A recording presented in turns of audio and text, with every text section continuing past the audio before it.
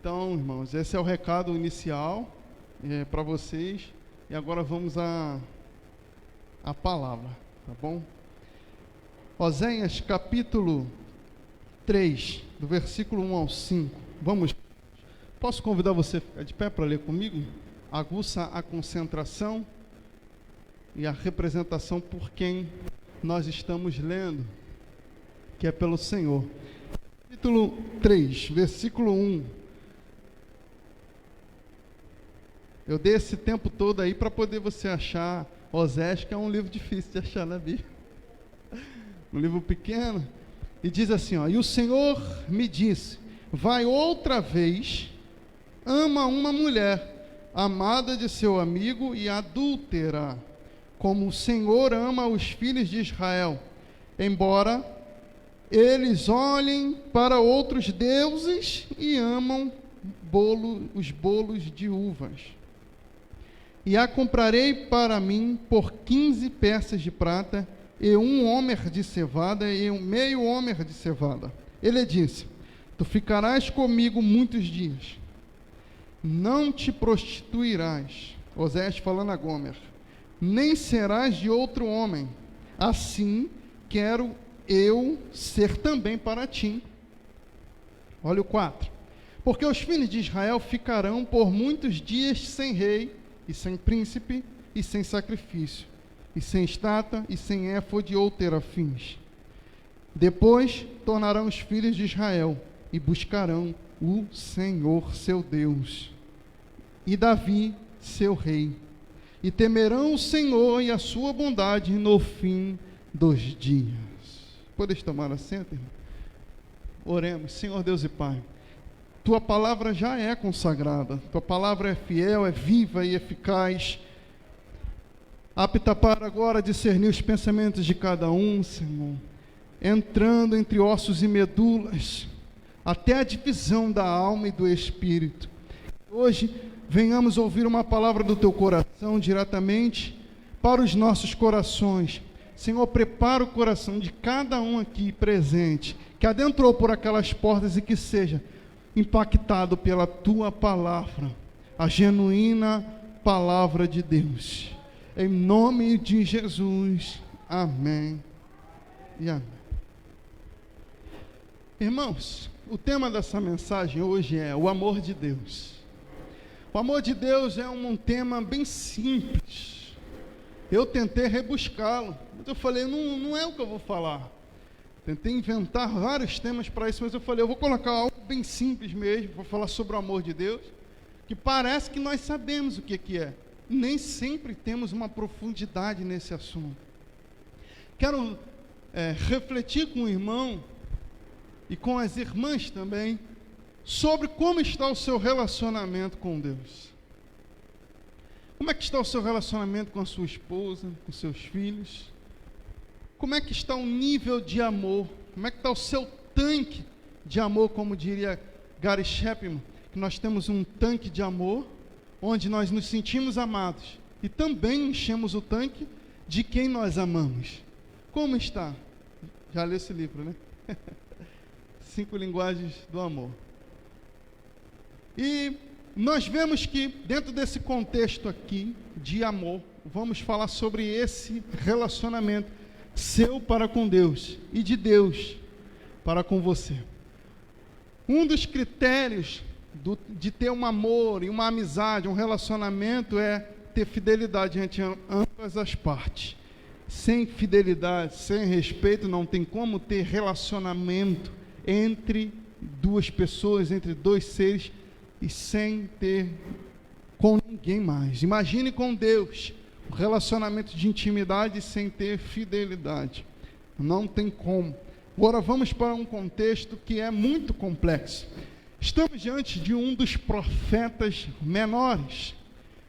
Há quem diga que existiam os profetas maiores e os profetas menores, simplesmente porque Isaías, por exemplo, era alto, igual o bispo Isaías, e já o profeta Oséias era mais baixinho, igual o diácono Jadiel.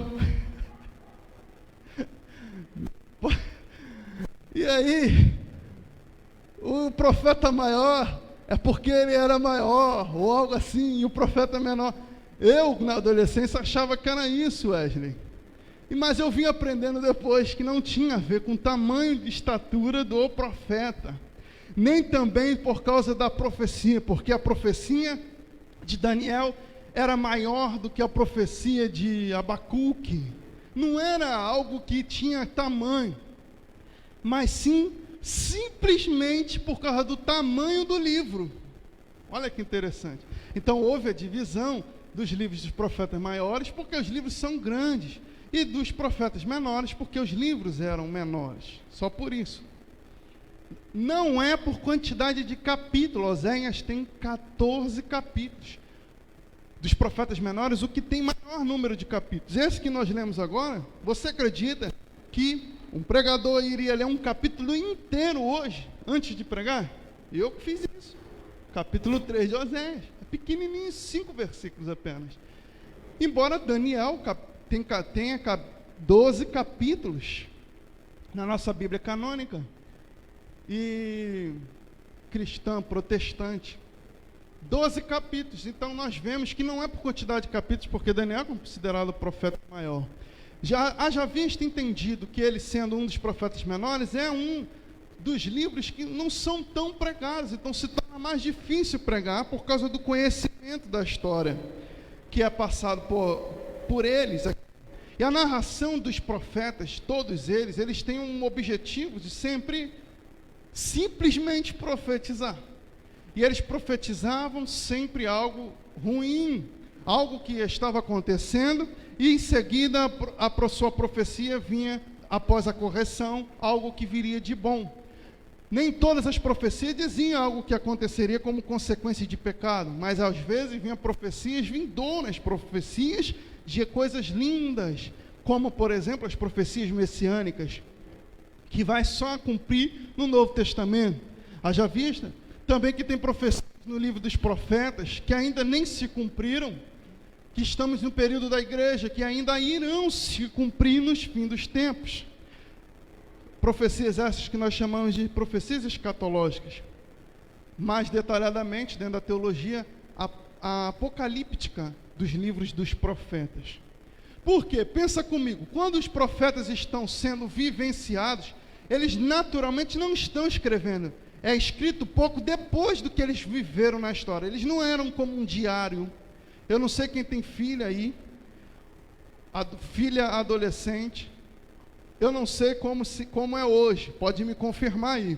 Eu sei que na minha época, quando eu era mais novo, eu tenho uma irmã que é mais velha que eu, 3 anos. Quando ela era adolescente, isso tem mais ou menos uns 15 anos, ela tinha um diário, e todo dia que ela ia fazer alguma coisa, ela colocava lá.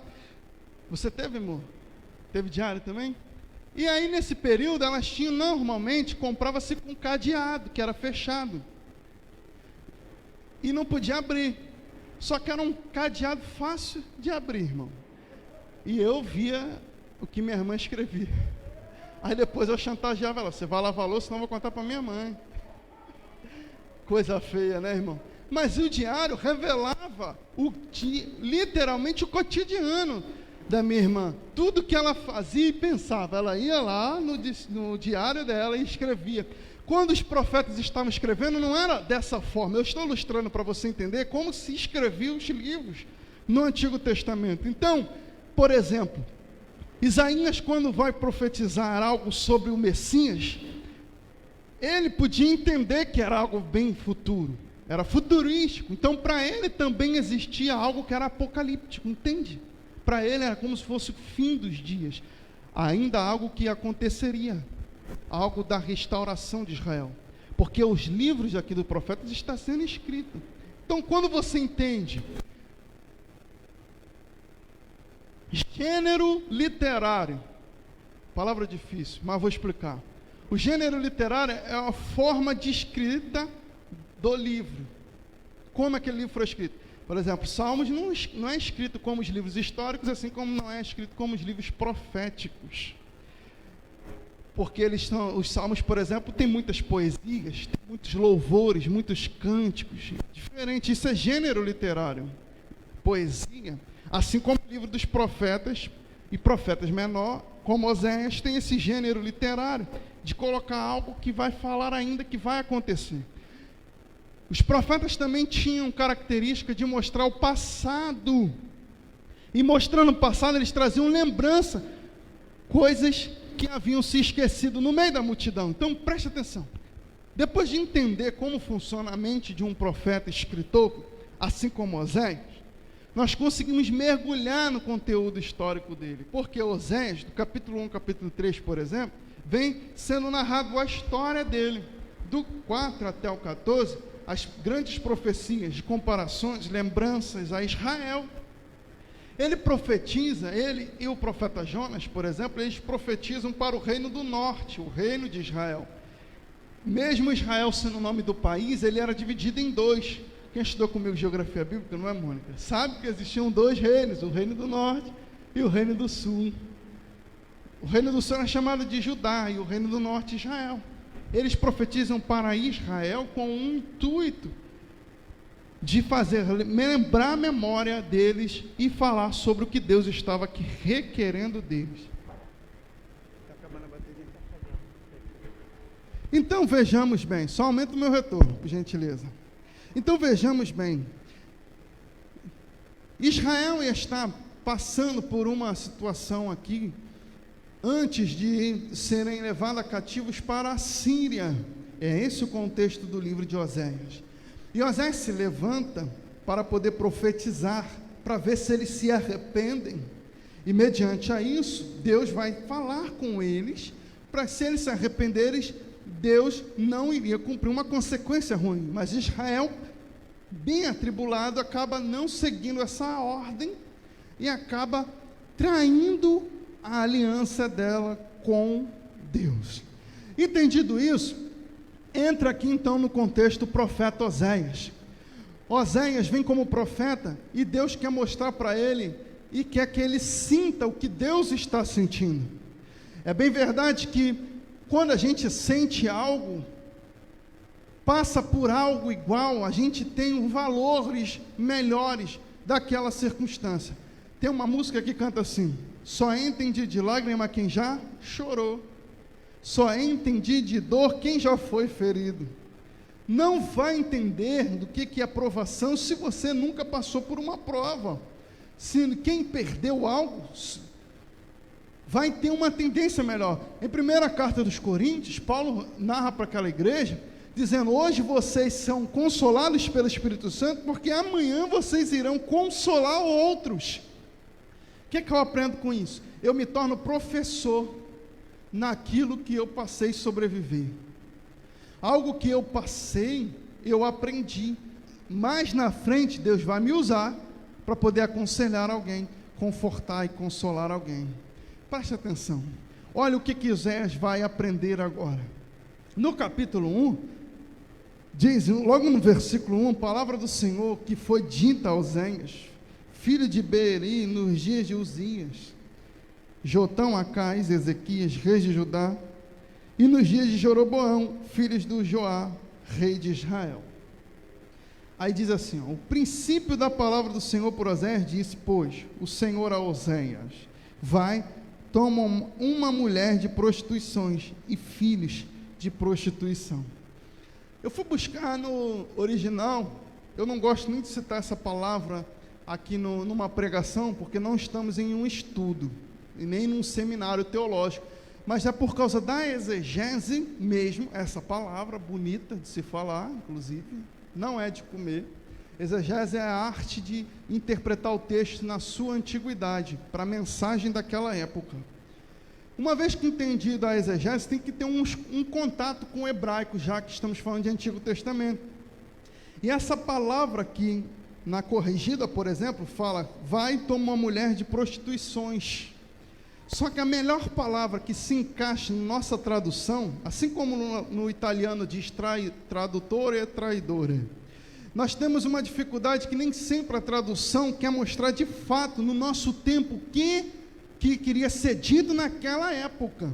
Como mais para frente ela se prostitui, na hora de traduzir o texto, foi colocado aqui como prostituições, mulher de prostituições. Só que o texto de Oséias é escrito depois do acontecimento histórico. Lembra que eu falei isso? Como acontece depois, quem está escrevendo é Oséias. Ele sabe que essa mulher vai se prostituir, então ele narra aqui dizendo mulher de prostituições. Só que todos os historiadores e comentaristas bíblicos do Antigo Testamento que eu pesquisei, como Donald Stamp, como o próprio Hernandes Dias Lopes, eles concordam entre si, a larga massa esmagadora, que aqui esse texto poderia também ser traduzido como mulher adúltera. Por que adúltera? Porque ela, então, Gomer, ela de fato ela ainda não era prostituta. Provavelmente, mesmo que o texto não seja muito claro, pela história da época, Gomer ainda era possivelmente virgem. Depois que ela se casa com Oséias, que ela começa a vir as traições. Então, como o texto está narrando de algo que já aconteceu, o autor, com a arte de interpretação, permite dizer que o autor, ele é, como é que é o nome que a gente dá a Deus, que sabe de todas as coisas? Me deu um branco aí. Onisciente. Ele é onisciente, o autor é onisciente, ele sabe de todas as coisas, sabe o que vários ângulos da história, ele registra aquilo que é interessante. Então, como ele sabe já o final da história, então ele já coloca antecipado, dizendo que Gomer era mulher de prostituições. Mas, naquela época também se entendia que adultério era após o casamento. Então, uma vez que você trai, depois de casado, então vem o adultério. Por isso que a melhor palavra para traduzir aqui seria, vai então uma mulher adúltera. Se você pesquisar, tem algumas versões que na Bíblia de vocês, de repente aí, aqui no mesmo salão, tem dizendo mulher adúltera, ao invés de mulher de prostituições, porque são linguagens mais perto da linguagem receptora nossa aqui, portuguesa brasileira. E aí diz filhos de prostituições também. Quando isso ocorre, Oséias provavelmente toma um susto. Há alguns que tinham entendido como alegoria, mas essa possibilidade é descartada. Isso não é um símbolo que Deus conversa com Oséias. Eu fico com os teólogos que creem que aqui acontece literalmente, porque a palavra não é uma alegoria. Oséias é o livro que é mais citado no Novo Testamento. O próprio Jesus cita Oséias também, passagens de Oséias. Então ele tem uma responsabilidade, uma espiritualidade muito grande para mostrar e ratificar que ele é um livro literal e espiritual. Aconteceu de verdade essa história. Não foi uma parábola, como alguns chegaram a acreditar. Quando Deus fala com Oséias, antes dele casar, dá para se entender que ele fica desesperado. Por quê? Porque Deus chega nele e fala, pega uma mulher adúltera e tenha filhos de prostituição. É como se ele soubesse que estava entrando num relacionamento já falido. Olha o desespero para esse homem, profeta. Mas Deus faz Oséias sentir na pele o que Deus estava sentindo, para que então profetizasse com mais categoria. Oséias, então, depois de passar por essa situação, ele vai e se casa. E aí aquela mulher começa a trair ele, começa a se prostituir, e começa a ter filhos da prostituição. Quando eles tiveram filhos, tiveram 3 nomes, e Deus foi se revelando a Oséias. O primeiro filho foi chamado de Jezrael, que significa Deus espalha. Vendo Deus que aquele povo já não estava mais unido. Depois veio um filho, uma filha chamada Loruama, que significa não compadecida. Deus já não está mais se compadecendo do seu povo Israel. E o terceiro filho, Lo-Ami, não meu povo. O hebraico ele é assim mesmo. Ele fala, parece que mistura as palavras não de Ló, o Lo, An, que é povo, e I, que é o sufixo para mostrar o meu, posse. Então, como se, numa linguagem mais receptiva, dizendo assim, esse já não é mais o meu povo. Então vejamos dentro desse contexto, irmão, que não tem mais um amor, parece aqui, que não tem mais amor, porque quem é que vai casar com alguém que é traidor? Você que é casado, hoje eu posso falar, fazendo 1 mês de casado hoje, aleluia, glória a Deus, hoje eu posso falar, eu estou num relacionamento, sério, casado, com promessas diante do altar, diante das testemunhas, diante da igreja do Senhor. Imagine se eu entro num relacionamento com uma falência, irmão, já sabendo que o relacionamento é falido, alguém que vai te trair, alguém que vai fazer uma sociedade, ou alguém que sabe que o seu filho não vale a sua palavra. Você olha para o seu filho, criou ele, e você olha para ele e fala, esse está mentindo para mim. Eu não sou pai, mas imagino que deve doer. Assim como você olhar para um pai e esperar que ele seja sempre verdadeiro com você, e seu pai mentir para você, havendo uma traição, deve doer muito. Tenho pai, mas nunca passei por isso. Só imagino como que deve ser a traição nesse nível de um relacionamento com alguém que você menos espera. Então, Deus está com esse sentimento aqui nesse momento, mas as profecias vieram para poder restaurar todo esse amor de Deus para com o seu povo e para com você também, irmão. Te perguntei no início da mensagem se você estava com um bom relacionamento com Deus. Para se ter esse relacionamento com Deus, vamos entender um pouco mais sobre o amor de Deus. Em primeiro lugar, o amor de Deus, ele é perdoador. Deus, com seu amor infinito, ele consegue nos perdoar. Você, mesmo tendo sido parecido aqui com Gomer, tendo no relacionamento, quantas vezes você não conseguiu ser fiel nos dízimos e nas ofertas? Não conseguiu ser fiel na leitura diária da palavra, em oração e jejum? Quantas vezes você teve traições porque você teve uma oportunidade de ir para um culto e você preferiu ir para o shopping?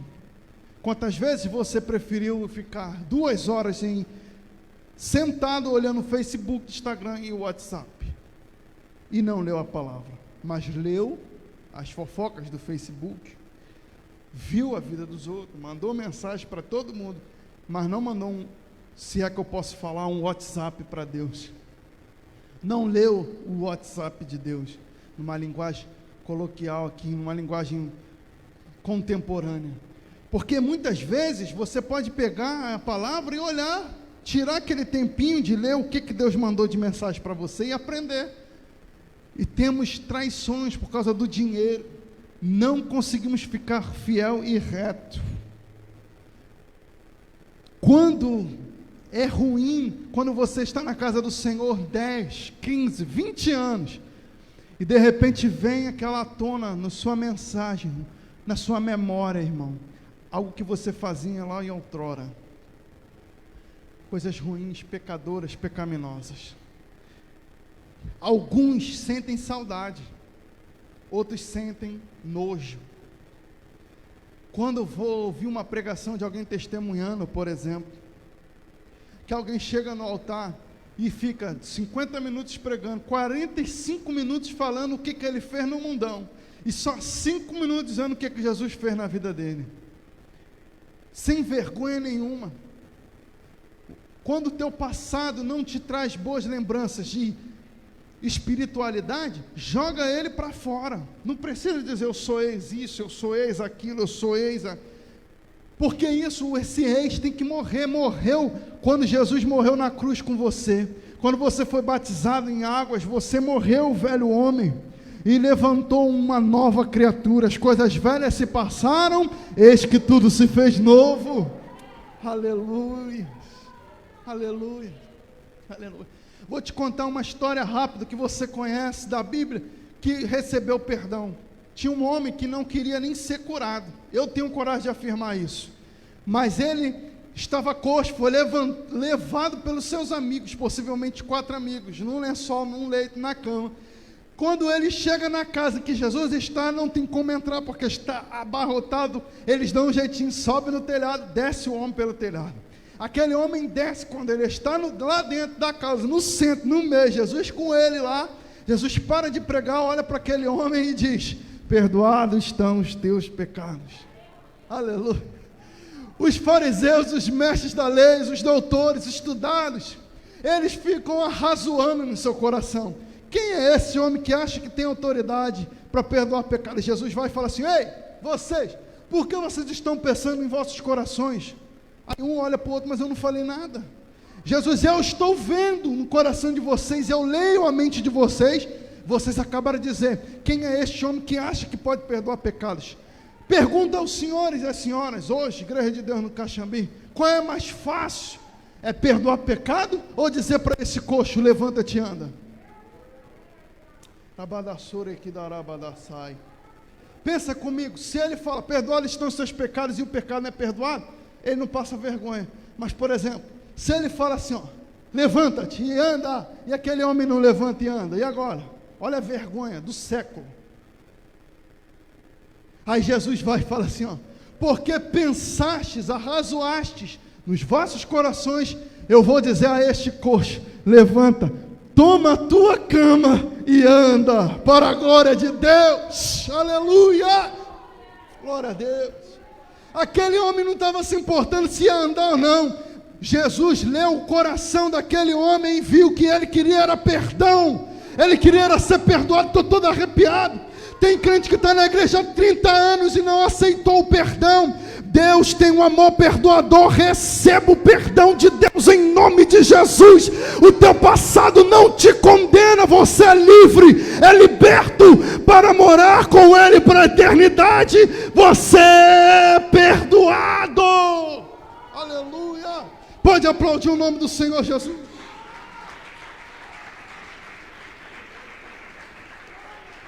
Aleluia. Aleluia.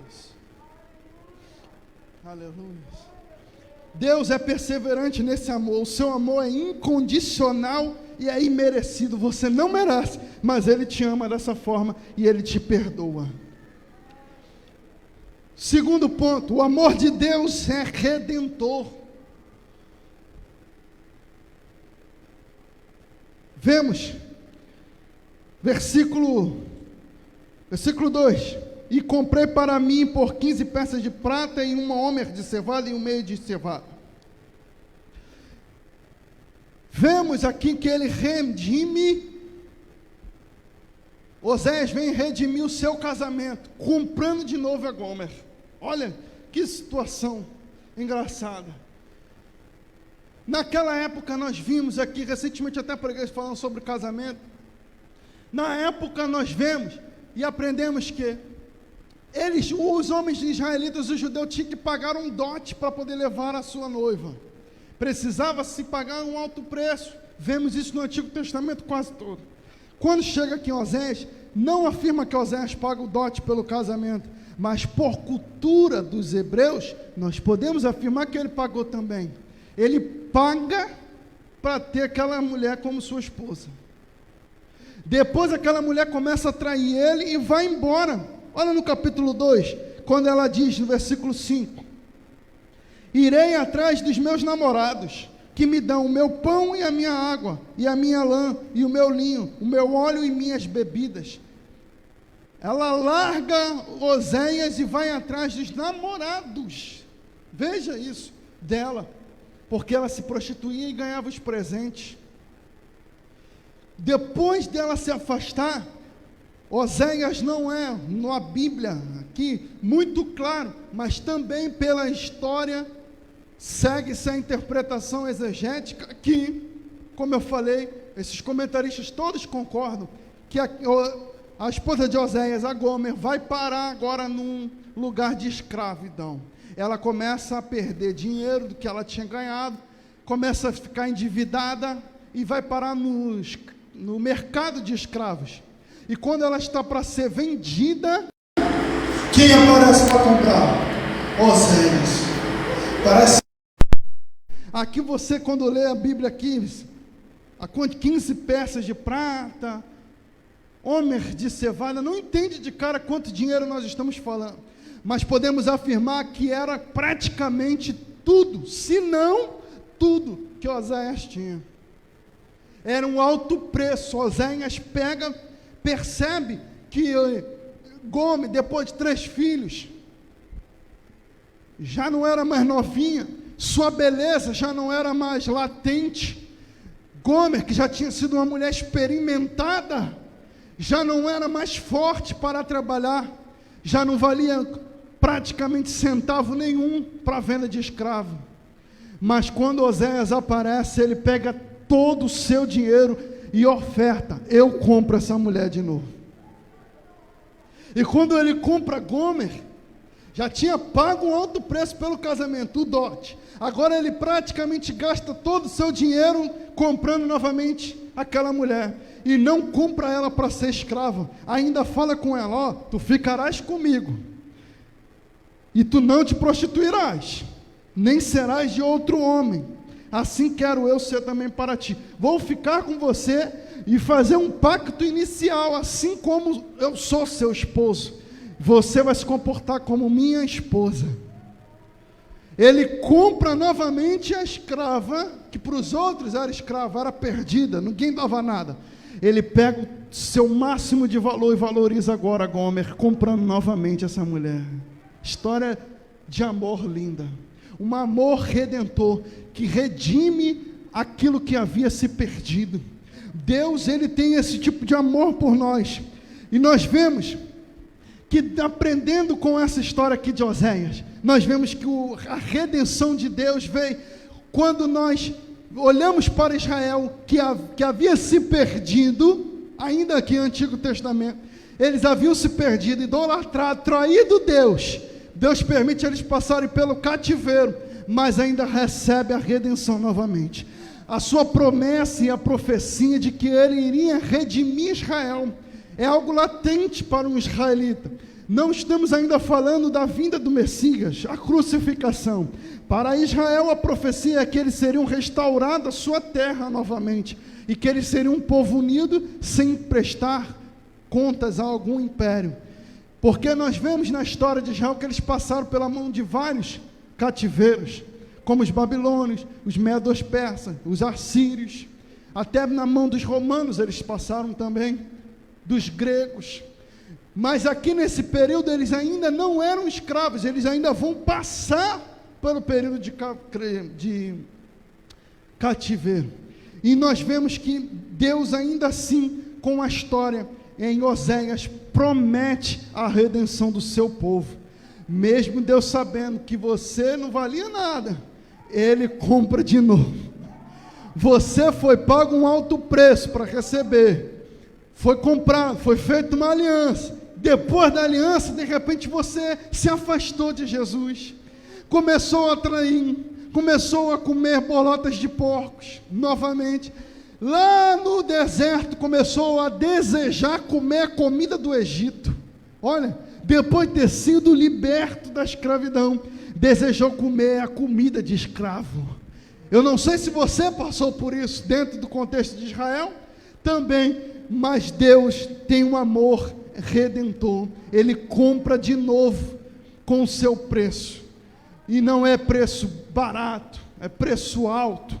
Quando você dobra o joelho e se prostra diante de Deus, Ele consegue alcançar, liberar o perdão a você, e você consegue renovar a sua aliança com Deus. Aleluia. Aleluia. Sansão estava assim, irmãos. Fez o que fez, traiu, abandonou. Aí teve um momento que vem de novo Dalila, faz a quebra final da aliança. Aí vem os filisteus, ele diz: vou fazer como das outras vezes. Aleluia. Vou pegar aqui com meu músculo, jogar todo mundo para correr. Ai, irmão, vem um dos versículos mais tristes do livro de Juízes, talvez um dos versículos mais tristes da Bíblia inteira, que diz: e não sabia que o Espírito do Senhor já não estava mais sobre Sansão. Ai, mas ele foi redimido. Quando ele lembrou das proezas que fazia com Deus, lá no templo de Dagon, nas duas colunas centrais, ele ora: Senhor, palavras minhas, grifo meu, Senhor, me lembro quando a gente corria pelo campo juntos, Espírito Santo, matando um monte de filisteus, colocando raposas para correr, leão, colocando os inimigos de Israel para correr, julgando o teu povo, dando alimento para quem não tinha, cuidando das ovelhas, cuidando dos teus filhos, Senhor, dos israelitas. Sinto saudade de quando nós fazíamos proezas. Parece com alguém que está orando: Senhor, como sinto saudade quando eu pregava, como eu sinto saudade quando eu evangelizava, no meu trabalho, na minha empresa, onde eu trabalhava para o Senhor. Quantos estão sentindo saudade? A pandemia atrapalhando. Tem gente que está sentindo saudade por causa da pandemia. Tem gente que está sentindo saudade porque já não tem mais compromisso com Ele mesmo, só está na saudade. Se Deus viesse hoje aqui, eu tenho certeza que Ele falaria aqui, cantaria uma música dizendo que tem saudade de ouvir sua voz nas madrugadas, sentindo saudade de ouvir você falar com Ele em jejum e oração. Aleluia. Mas a Bíblia também fala uns dos versículos mais lindos e mais alegres em Juízes, também dizendo que Deus tocou no couro cabeludo de Sansão e o cabelo dele voltou a crescer. A aliança de Sansão voltou a ser restaurada e ele foi redimido, e logo em seguida a unção desceu sobre Sansão, a força desceu, e ele matou mais na sua morte do que em vida, porque a glória do Senhor se manifestou novamente em Sansão. A palavra do Senhor está aqui: o amor de Deus, Ele é redentor, e Ele está pronto para te redimir nesta noite, irmãos. Quem recebe a redenção de Deus aí? Aleluia, glória a Deus, glória a Deus, aleluia, aleluia. O amor de Deus também é disciplinador. Então, primeiro, o amor de Deus é perdoador. Segundo, o amor de Deus é redentor. E terceiro, é disciplinador. Depois que você recebe a redenção, não fica parado não, irmãos. Deus permite que você passe por uma disciplina. Para quê, Darlan? Para não voltar a fazer de novo. Já fez isso com seu filho? Ou você, enquanto filho, passou de castigo? Já ficou de castigo uma vez, jovem?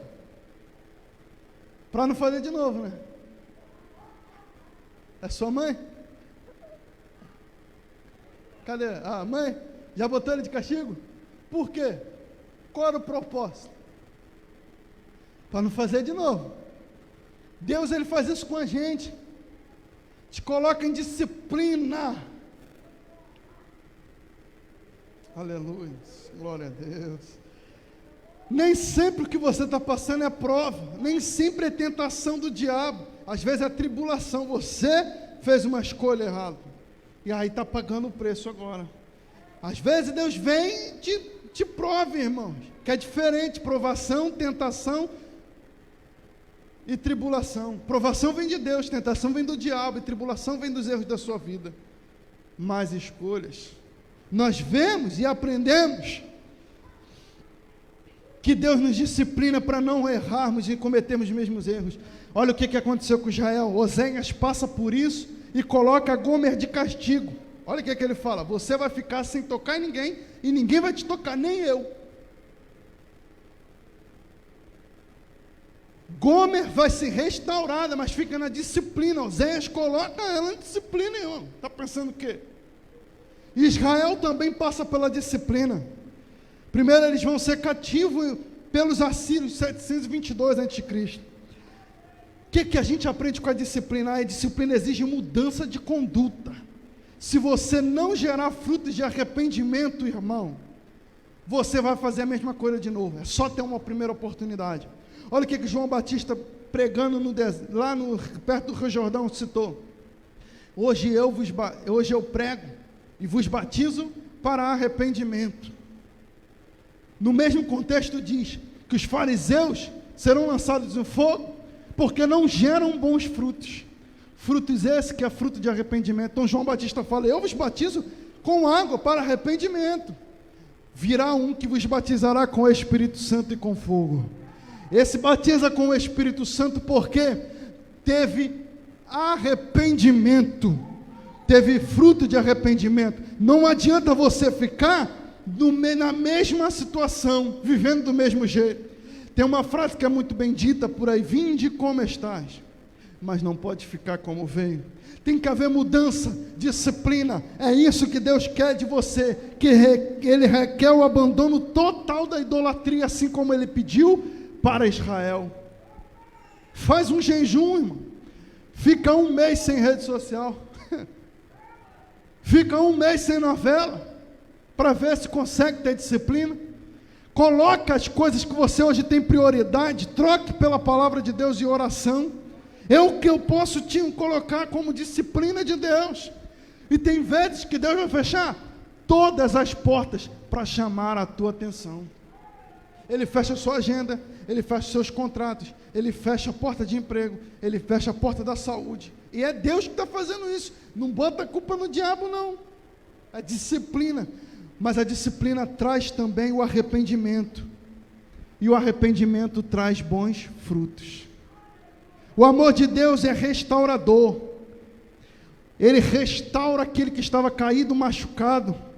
Ele atrai os desviados, pessoas que estão afastadas há muitos anos da presença do Senhor, é atraída pelo amor restaurador.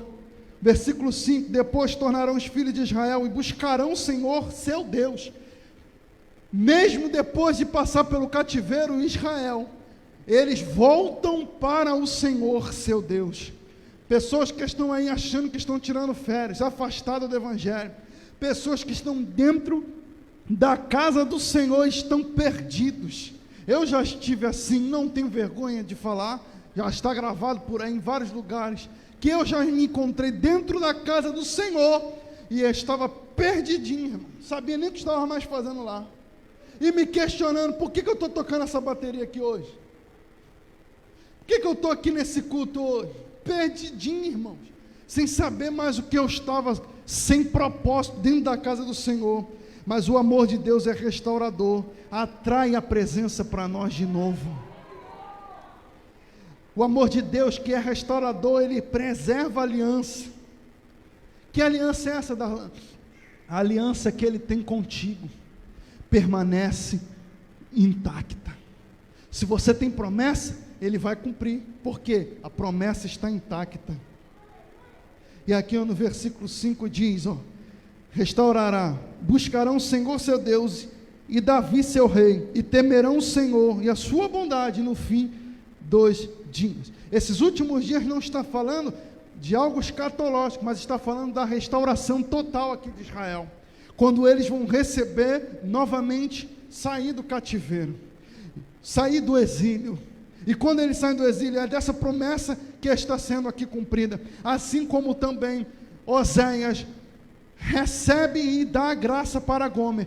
Ele libera a bondade para aquela mulher, tratando ela como sua esposa, como se ela nunca houvesse traído ele. Oséias trata aqui de um amor lindíssimo, para representar o amor de Deus, o sentimento que Deus estava sentindo.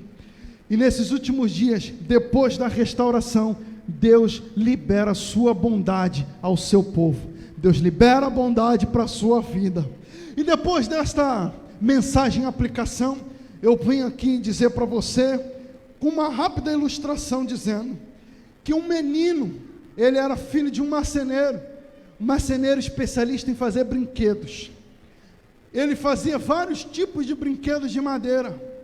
E uma vez ele ensinou o seu filho, que ainda era menino, na sua adolescência, a construir um barquinho. E foi construindo vários barquinhos até que ele conseguiu construir um barco lindíssimo. E ele fez aquele barco, quem havia feito foi aquele menino, o barco.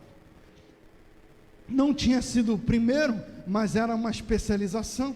Ele estava aprendendo e brincou muito com aquele brinquedo, ao ponto de ter amor por aquele brinquedo, aquele barquinho. Belo dia ele convidou seu pai: pai, me leva na praia para eu brincar na praia. Ele chegando na praia, vieram várias ondas, aquele barquinho estava nadando, flutuando, obrigado pastor, flutuando naquele mar, naquela água, e ele brincando e gostando, correndo atrás e brincando, era um menino, até que uma vez veio uma grande onda e levou aquele barquinho para longe. Ele não conseguiu recuperar o barco e perdeu-se o barco, e ele ficou triste, chateado, cresceu, alguns anos se passaram, e ele estava ainda na adolescência, ele estava passando pela cidade, onde se vende, geralmente, peças artesanais, para lembrar a cidade. Aí ele estava passando e viu na vitrine, um barquinho tão lindo quanto o dele. Quando ele viu na vitrine aquele barquinho, ele falou com o pai dele: pai, será que é o meu? Aí o pai disse: não sei, você tem alguma característica nele que você faça lembrar? Aí ele: eu lembrei, pai, agora que eu coloquei uma assinatura nesse barco, vamos lá dentro ver. Quando ele entrou, ele chegou no dono da loja e falou assim: ó, aquele barco ali é meu e tem minha assinatura, eu te mostro outros brinquedos que eu fiz com a mesma assinatura, esse barco me pertence. O dono da loja falou assim: ele não te pertence mais, se você quiser que ele te pertença novamente, você vai ter que pagar o preço que eu estou cobrando, porque agora ele é meu. E aquele menino choramingando, falou com seu pai, e eles se reuniram, pegaram tudo que tinha, que era muito caro, aquele barco de tão lindo que era, e tiveram que pagar pelo barco que era dele. Compraram aquele barco e pagaram um alto preço por algo que ele mesmo havia construído, algo que ele mesmo tinha intimidade e tinha sua própria assinatura. Olha que coisa linda. A história de Oséias nos revela, irmão, a história da igreja, a história da humanidade. Você que era pecador, estava ali, sem ninguém te querendo, Jesus foi lá, pagou um dote, noivou contigo, fez uma promessa, para morar e casar contigo na eternidade. Aleluia. Por algum momento você se esfriou, se afastou dele, mas Deus, Ele tem um amor longânimo e perdoador, restaurador, para te liberar o perdão hoje, te restaurar, te redimir nesta noite. Como Ele fez isso?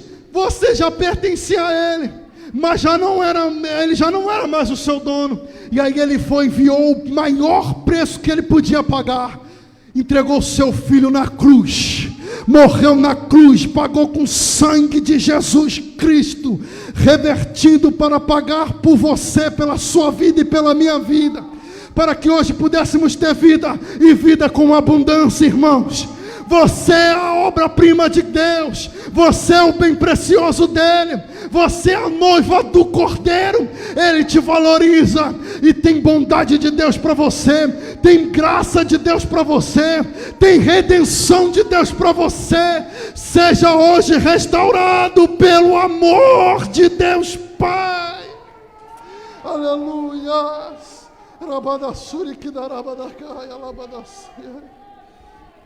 Aleluia, aleluia. A igreja, assim como Israel, já foi Gomer um dia, traiu seu esposo, teve filhos da prostituição. Por dados momentos a igreja nunca foi perfeita. Parece que tem um sociólogo que diz que a igreja é uma instituição falida. Quando ele diz isso, ele não quer afirmar dizendo que vai morrer, ele queria dizer que está repleta de pessoas sedentas e famintas de Deus. A igreja é uma instituição que está cheia de pessoas precisando se consertar. Se eu não precisasse de me consertar, irmão, eu não viria para cá, estaria em outro lugar agora aproveitando. Mas como eu preciso de ser restaurado, ser liberto de muitas coisas ainda, carrapichos que estão sendo tirados do tempo do velho Egito, altivez de espírito, muitas vezes nós brigamos conosco mesmo, egoísmo, egocentrismo. Se eu perguntar aqui ou agora, quem aqui é egoísta? Ninguém de repente vai levantar a mão, mas se eu te perguntar, quando você tira uma selfie lá, ó, e você fica feio na foto, você posta? Isso é egoísmo, é pensar em você. Por que não posta então? Já caiu um montão aqui. Se eu perguntar de novo quem é egoísta, talvez a maioria ou todos vão levantar a mão. Porque nós muitas vezes brigamos com nós mesmos, pensamos em nós mesmos, esquecemos dos demais. Brigas que nós precisamos ser restaurados em Cristo Jesus. Digno é o Cordeiro, digno é o Senhor. Ministério de louvor. Sobre o trono estás, aleluia. Poderoso é o nosso Deus, Criador, aleluia. Vou sempre adorá-lo. Quem quer permanecer na fidelidade, lembre-se que você nem sempre foi fiel ao Senhor. Eu não estou fazendo afirmação inédita, nenhuma novidade é para você, mas quando você tem uma aliança, agarre esta oportunidade que Deus, o Senhor Jesus, te deu. Seja hoje a oportunidade da sua vida. Saia daqui hoje com uma injeção de ânimo, pelo amor de Deus. Acorda! O Senhor está falando com o planeta Terra. Deus está despertando a sua igreja. Estou todo arrepiado. Para você não largar a fé. Mesmo fraquinho, venha para a casa do Senhor. Mesmo fraquinho assistindo esse vídeo, seja impactado pela glória de Deus. Seja renovado. Permaneça de pé na presença do Senhor, porque a bondade de Deus está vindo sobre a tua vida. Só quem crê levante aplaudindo. Só quem crê levante gritando. Só quem crê levante adorando.